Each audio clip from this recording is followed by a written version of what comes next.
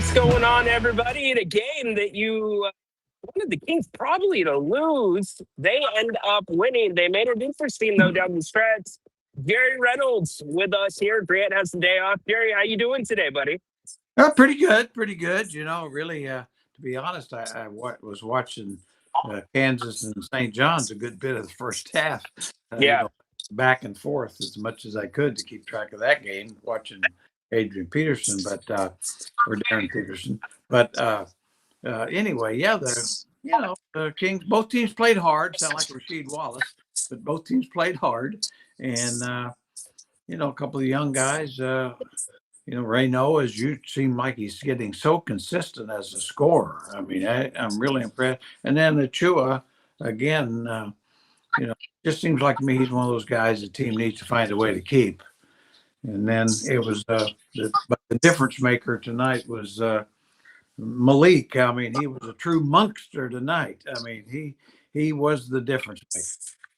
Yes, he was indeed. He changed the game in the first quarter between him and Max. They had 20 of the Kings, 30 points. Jerry, what did you make tonight of the play of Devin Carter? He got some extended run, especially in the second half. Had some shots go down, but how would you rank his game today overall? Willie, the aggressiveness is there. You really are impressed by that. But, his ball handling looked very shaky at times, I thought, and his outside shot just not there. But his ability to get to the basket is surprising. I mean, I'm always amazed how he gets there sometimes because seems like, he's got those long strides and it really does pay off for him. So, I guess a long way, I don't think I saw anything different than I've seen. I mean, It's one of those things that, I hope they have a little more patience with him because I just think it's too close. It's too early to count him in as a long-term player, or too soon to count him out as a long-term player. Yeah, you really haven't seen a huge sample size of him as the Kings win today, 126-122. Welcome to the post-game show. If you're just joining us, happy you are here. A lot of basketball going on, as Jerry mentioned. Darren Peterson, and now, AJ DeBonta out of the tournament early, and now Darren Peterson out there. Yeah, and of course, I think DeBonta. It really, with my mind, is the top pick, but everybody's got a lot of opinions on it. But I really think Acuff has moved into the second spot. I just think he's terrific. I would take him over Peterson in a minute. Yeah, I don't disagree with you. He is a very interesting prospect, especially from the leadership standpoint and what he can do as a floor general. But we'll see, as this really was what the game was all about. These two games, Jerry, with Brooklyn are so important because the teams are so close to each other in the loss column. And if you're the Kings, you ultimately want to be in that top four. Yeah, absolutely. I think this is a good draft. Like I've said many times, I don't see a franchise changer. I see some guys that have the potential to be all-stars, down the road LeBron James, Jabbar, Bird, David Robinson, they're not in this draft. Yeah. They're just not. And so, that's fine. But like I say, as a team, you'd like to have your choice. And like I say, there's 3 or 4 guys you looks like that you couldn't miss getting a really good player, but you'd like to have your choice of getting the one you think is the best. Absolutely. Danny Wolf went down early, or I could say in the second quarter for the Nets. Nick Clifford went down in the second half. Couldn't tell exactly what the injury is. Looks like lower body. He did not return. But I want to return to Max Ryno, who you've talked about. Jerry, if this last year's draft was held all over again, where would Max Ryno be? Well, I think he'd definitely be in the top 10. Yeah. He'd be a lottery pick, and I'm not at all sure he wouldn't be probably 6 or 7, maybe at the lowest. I mean, I really could see that because, there's no bigs really can score like he can. Once you get past, there's 3 rookies that have just been terrific, with Flag and Knipple and Edgecombe. I mean, that have kind of separated themselves, I think. But when you get past that, I mean, how many are better than Ryno? it's Well, that's kind of the thing, because usually with the Kings, you got to do twice as much if you're one of their players to get half the run when it comes to end of the year awards. I'm not so sure that Max Ryno might not get a couple of votes for first team all rookie, Jerry. He leads the rooks in double doubles. Yeah, I would, as you said, I mean, and of course, a lot of it is just based on winning and losing. I mean, guys Yeah. I mean, it's like Knipple has a great chance to win Rookie of the Year over Flag, I think, just because of the team. Charlotte Hornets have been a surprisingly winning team, and certainly the Mavericks have not. You know, they're even though Flag's a terrific young prospect, he hasn't really had an impact on winning. No, and he has not had the supporting cast around him either. So he is not only coming into the league as a first year, but he's the top guy on the scouting report, which makes it incredibly difficult. Yeah, there's no doubt. I mean, I think he's the best prospect going forward. I'm not saying that, but it's also fair to say that probably at the start of the year, most prognosticators had Dallas being better than Charlotte. Yeah, very true. And that clearly isn't the case. So hey, in my mind is either way they go is fine. They're both deserving. No doubt about it. Kings win today, 126-122. Only 10 points from DeMar DeRozan, but Jerry, his basketball IQ, his passing, just through the roof. Yeah, he really did a nice job, like say, of making sure everybody was involved. I think very underrated, as you said, as a passer. I've always said really his best position is the two guard, and of course now he's a lot of times he's playing almost the lead guard, but he's a like say, I mean, one of those underrated guys that will be in the Hall of Fame and very deservedly so, not just because of his scoring, but the guy's a player. I'm with you. I think it's a no-brainer that he will be in the Hall of Fame, but there's a lot of people that are kind of on the fence about that. What do you say to them? Well, I like to say this. I mean, people say, well, he hasn't done this or he hadn't had a ring, blah, blah, blah, and that's all true. But I know enough about the guys, the Hall of Fame itself and who all's in there. And there's a lot of players in there not as good as he is. Yeah. I mean, quite a few. And so I mean, I think that's where it ends. You could make the Hall of Fame whatever you want. I mean, and maybe there'd only be 10 guys in there in history if you wanted it that way. But it's kind of like the Baseball Hall of Fame. Sometimes it's true; it does become the Hall of Very Good as opposed to the Hall of Great. That's very true. And the Football Hall of Fame, they are tiptoeing their way to baseball territory when it comes to who gets in and who gets out. Yeah. And so, it's such a guesstimate. And you always hate to see certain guys. And of course, I'm one of those people that think the steroid era, they ought to let everybody in. And I'd let them in because they're great players. And I'd have them a plaque that says they were involved in the steroid area. That's right. I mean, it's just, at some point, if and it's like Pete Rose, you could say, well, Pete Rose, great hitter, and he's a scumbag. I don't know if he's spot on. But I mean, there were some old timers well before Pete that, if you looked at their personality traits and what they did with their lives, and so it's. In my mind is if they're great players, that's what's supposed to be the criteria. Exactly right. And for that era of baseball, who knows who was on the juice and didn't get caught and is in the Hall, right? And exactly. Yeah. Go ahead. Yeah, and the other thing I've said that, hey, they've got a bunch of pitchers in there that were spitball artists. Well, there you go. That's illegal, and that was totally illegal. So yeah, so how?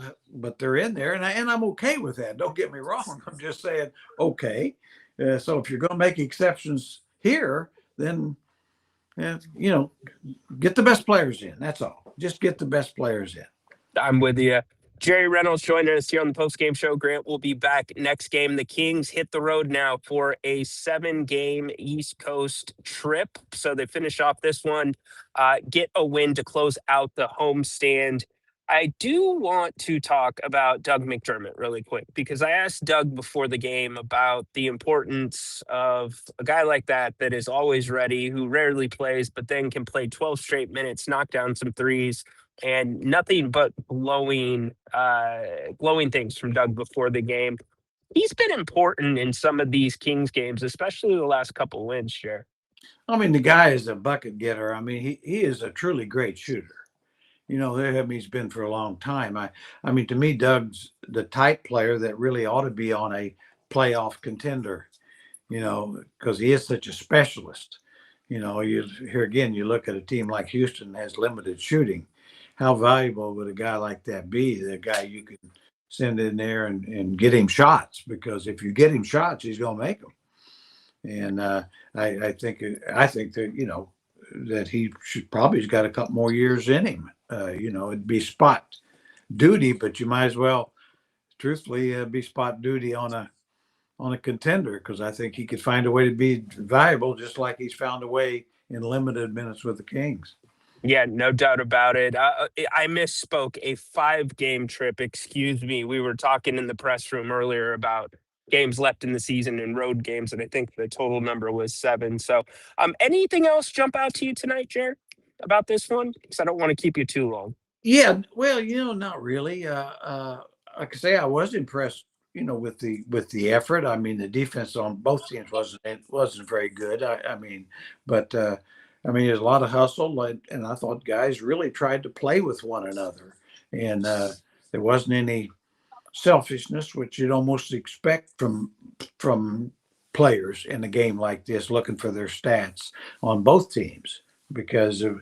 But these are guys fighting for jobs, and so yeah, it was. I think it was fun to watch. In my mind, it was fun to watch.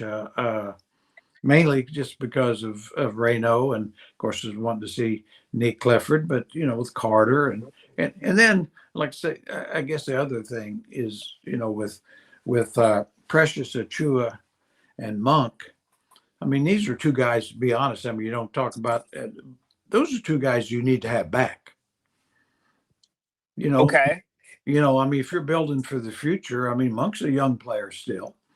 He probably got 7 or 8 of his best years ahead. And Precious Achiuwa, in his worst day, gives you a really good backup big. And probably, So I think they've found some things. I think Scott Perry's done a nice job, especially, not only drafting Ryno and Neek, but Cardwell as a free agent and Precious Achiuwa. I mean, you got to give him props there, I think. Yeah, no, you do. And Precious says, or he's on the record saying he wants to come back. But Jerry, I don't know. And let's say the Kings draft a forward. How do you make that room, especially with a DeAndre Hunter contract that's north of $24 million? Yeah, well, that you hit it. I don't think you can. No, let's say you get a DeBonsa or fortunate enough. Well, then you really don't have a spot for him. But if you may say, let's say you had an Acuff, then you probably could use him. Sure. And we could need him. But I think to your point, really, is that I think it's going to be tough to keep him, because I think he's played well enough that the room that the Kings have might not be enough. Yeah, this is definitely a step up from the Jake LaRavia situation last year. Precious has raised his value all around the league, and really just grown I shouldn't say grown, but shown his offensive game in a much different way than he ever did in New York. Yeah, no, you can see that, and that's to me the positive. He's still young, and as you said, I mean, clearly he's getting better. Well, that's what you want to see, and so I think most teams in the league would say, yeah, this guy's better than we thought. And depending. So I think the Kings, it's going to cost them money to keep him. I don't know if, like you say, it's a little bit like the Laravia thing, except he's a much better player than Laravia, in my opinion. And I like Laravia. Yeah. But he's a better player than Laravia. No doubt. Well, Jared, enjoy the rest of the NCAA tournament that's left today. I know there's only a couple games. I appreciate you making the time for us here in the early evening time. This is probably dinner time for you. I'm Well, cutting into your Sunday evening dinner. Well, yeah, it's going to be the dinner and a short nap. You got to have Okay. both of them. Then I'll be ready. Got to keep things in perspective, Ryno. I hear you. I hear you, Jerry. You're the best. Thanks for joining us today. We'll see you next game. Take care. Good stuff from Jerry today. As you can tell, I am at the arena. Grant, as I said, will be back next game. A couple of thoughts, some things that resonated with me tonight, especially when it comes to Devin Carter. Didn't shoot the ball bad. I'm looking at his stat line right now. He was, let's see, he was 5 of 12, ends up with 16 points. He had 2 assists, 3 assists, 3 turnovers. That's what I wanted to kind of get into. I actually was not a huge fan of how Devin played tonight.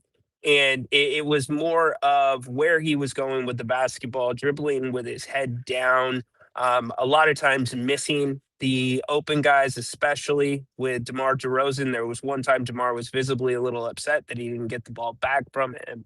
And then just spaces where Devin was taking the ball. And I wonder with this Kings team, because Nick Clifford kind of has some of the same tendencies where they're bringing the ball up, but they've got their head down. As a point guard, you got to have your head up. And so we'll see as we get a bigger sample size of Devin Carter, and obviously the Kings think Neek can play some points. Time will tell with that, but I do know that is something both of those guys are gonna have to improve on.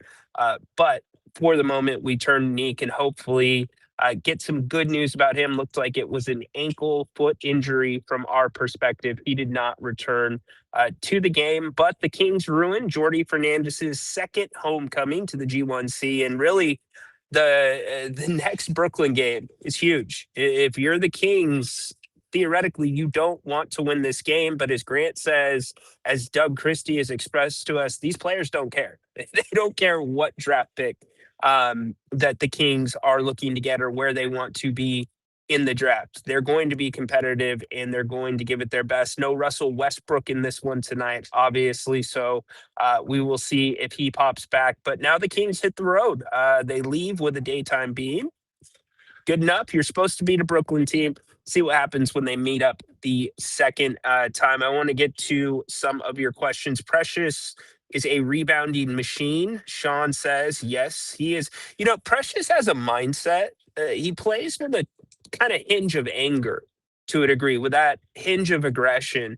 And I really like that. And Max Ryno has that too. Max did not back down. He felt like he was fouled on that play where there were the double technicals and then the little scuff up.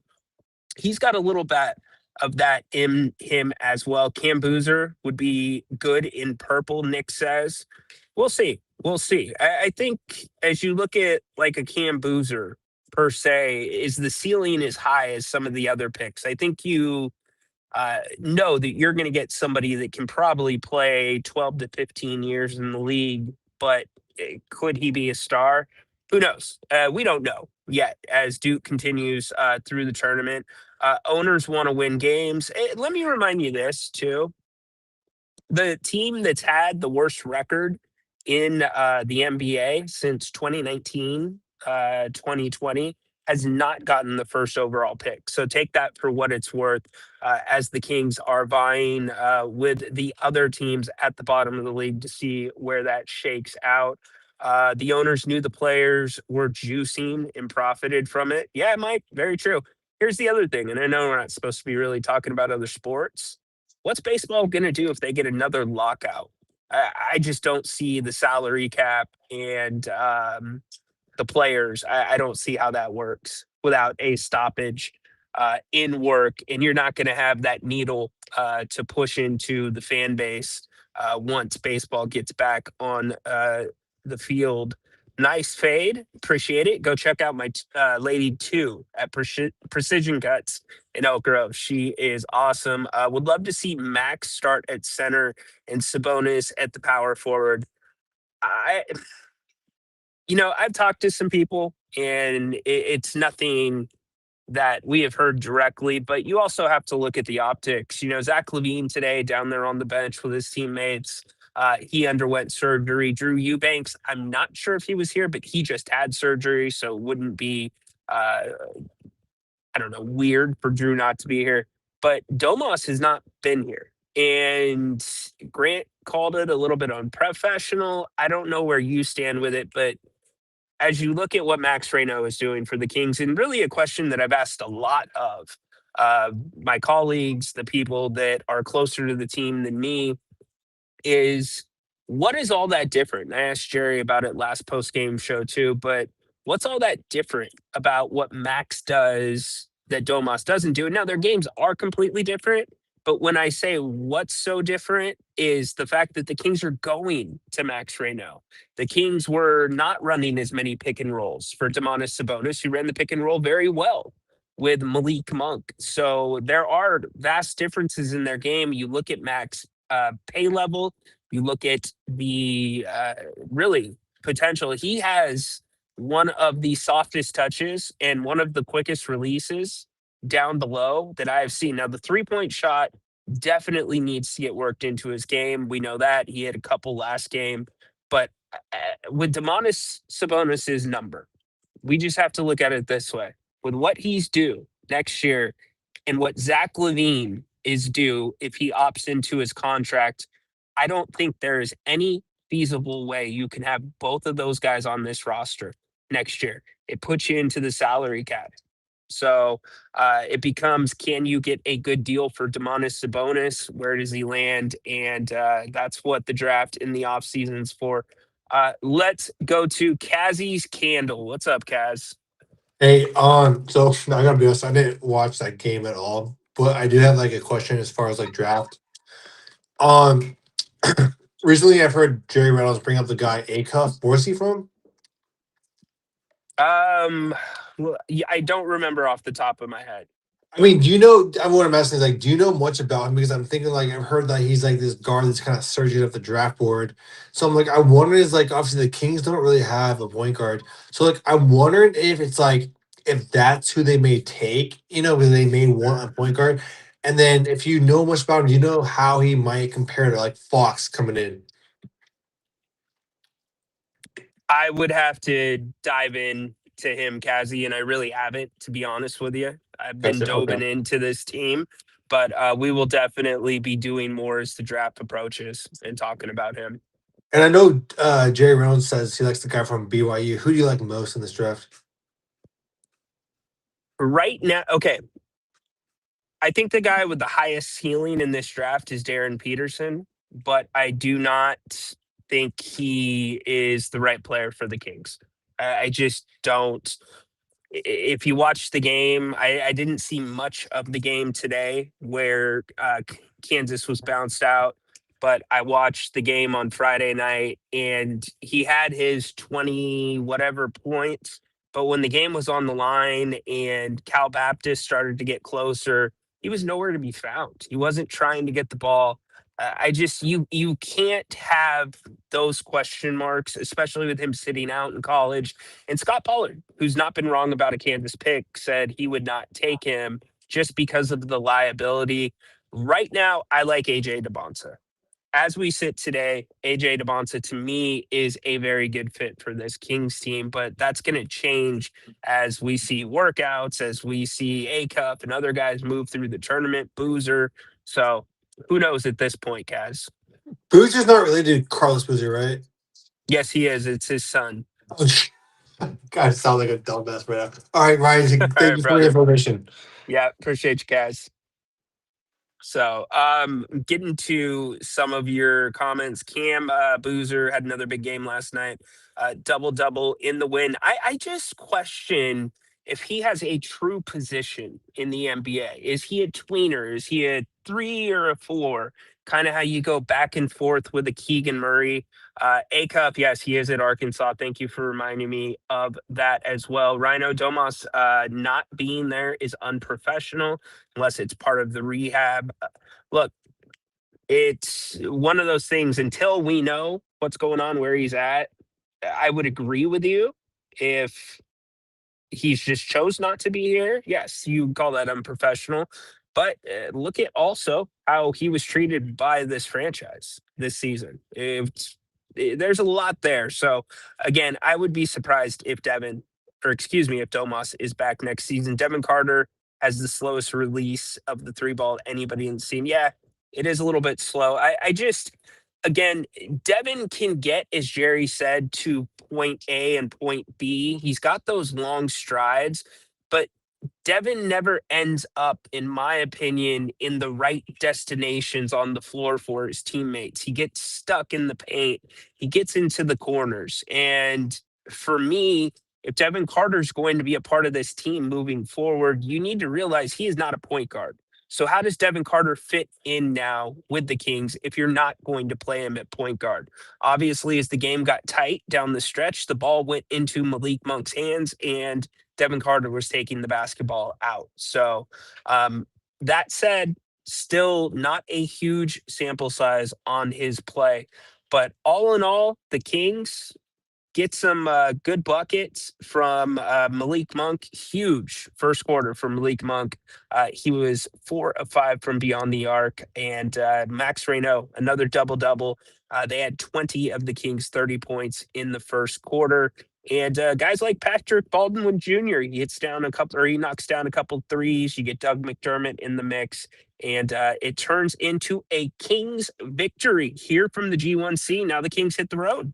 And we will have full coverage of that on Fox Sports Radio. We'll be right back here for the Kings' next game. The Kings aren't back in Sacramento until Friday, April 3rd, and that'll be against the Pelicans.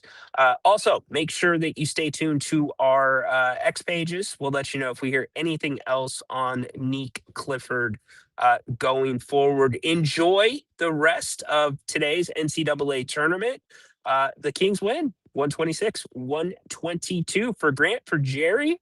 I am Ryno saying we are out. We will catch you tomorrow. Fox Sports Radio, 3 to 6 o'clock. Make sure you join us. We'd love to have you. Make it a great night, everybody.